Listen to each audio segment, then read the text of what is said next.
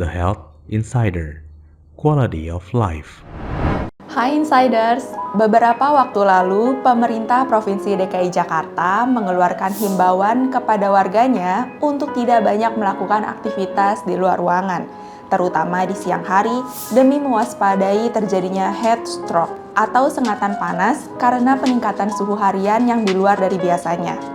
Dan yang baru saja menggemparkan, terutama di dunia olahraga, adalah banyaknya pembalap Formula One yang mengalami heat stroke pada Grand Prix di Qatar beberapa hari lalu.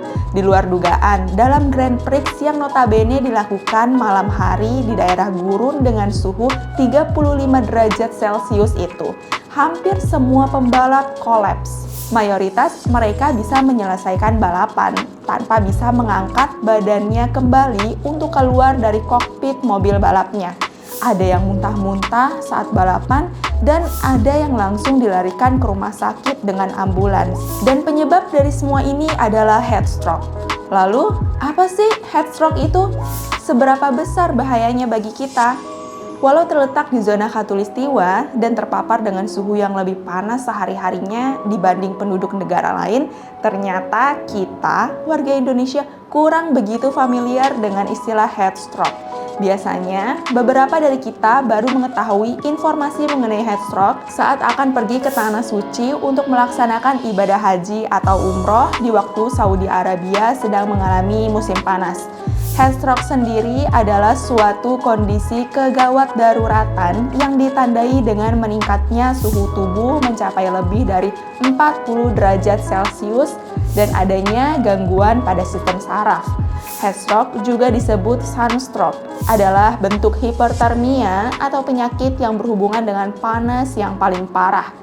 Tanda-tanda heat stroke bisa didapati, yaitu berupa peningkatan suhu tubuh hingga di atas 40,5 derajat Celcius, mengalami rasa pusing, delirium atau kebingungan, gangguan nafas, peningkatan irama jantung, muncul rasa berdebar, kulit memerah, dan penurunan tekanan darah atau hipotensi.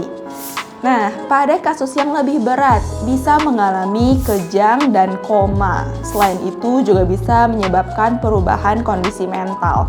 Tanda-tanda heat stroke yang mengancam jiwa adalah terjadinya proses pendarahan seperti mimisan, pendarahan dari pembuluh vena, luka memar, bengkak paru, dan adanya tanda-tanda dari gagal ginjal akut. Ini biasanya terjadi kalau keadaan awal tidak ditindaklanjuti dengan baik.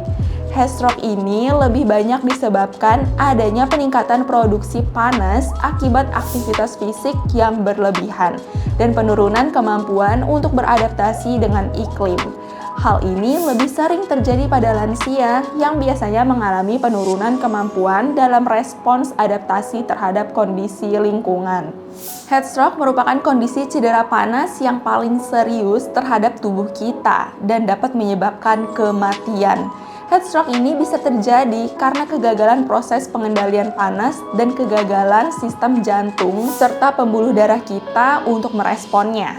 Dan seseorang bisa saja terkena heat stroke walaupun dalam kondisi sehat sekalipun. Lalu, bagaimana sih cara menanggulanginya? Heat stroke memerlukan perawatan medis segera mungkin. Jika Anda sedang menunggu ambulans tiba, cobalah untuk mendinginkan orang tersebut sebanyak mungkin dengan yang pertama, menerapkan kompres es pada leher, selangkangan, dan ketiak.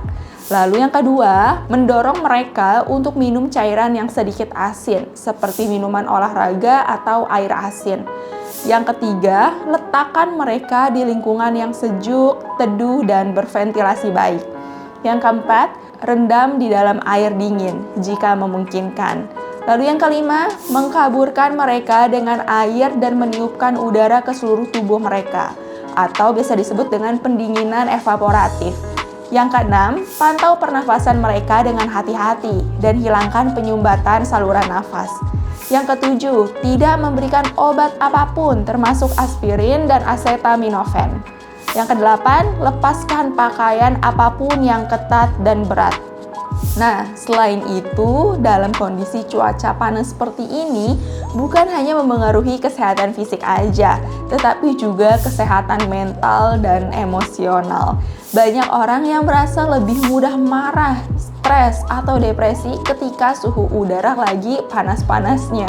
Perbanyaklah konsumsi cairan untuk menghindari dehidrasi, karena dehidrasi yang mempengaruhi fungsi otak dan kognisi. Nah, oleh karena itu, jika kamu atau orang di sekitar kamu menderita heat stroke, segera berikan pertolongan pertama untuk menurunkan suhu tubuh.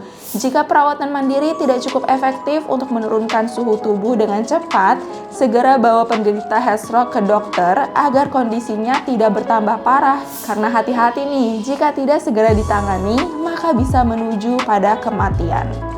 Oke, sampai di sini dulu aja. Tetap jaga kesehatan dan ingat, tetaplah gembira walaupun dalam kondisi panas sekalipun. Bye-bye.